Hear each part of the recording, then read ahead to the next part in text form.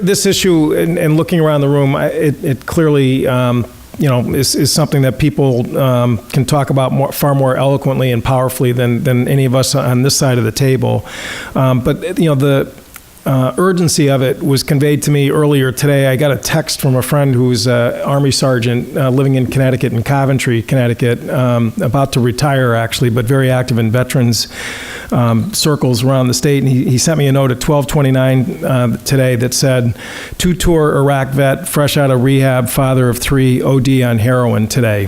And it's just the thing that I think is something that we have to just keep sort of pounding away at, is that this touches every sector of America: rural America, suburban America, urban America, and again, even the best of the best in terms of the people who wore the uniform of this country. And it's just unacceptable for us as a nation not to step up and respond as we would to any natural disaster or public health emergency, as both Annie and Frank said earlier.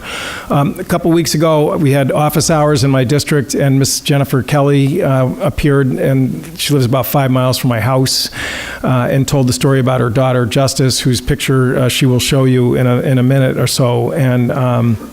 And again, I think a big part of her story is the fact that, the gap in even a state like Connecticut, which has the highest per capita income in America in terms of getting access to treatment beds, really created a situation that has just totally changed her family's situation in the most tragic and drastic way possible. So thank you, Jennifer, for being here. And again, your story, as well as all your, family members that are joining you here today, is so important to break through the white noise, as both Annie and Frank said, that unfortunately can sometimes create the sort of lethargy around moving forward on these issues. Again, yield the floor, as they say. And again, there are votes going on in other parts of the building here today, so people are going to be coming in and out of here. But again, it's just your presence here is being recorded.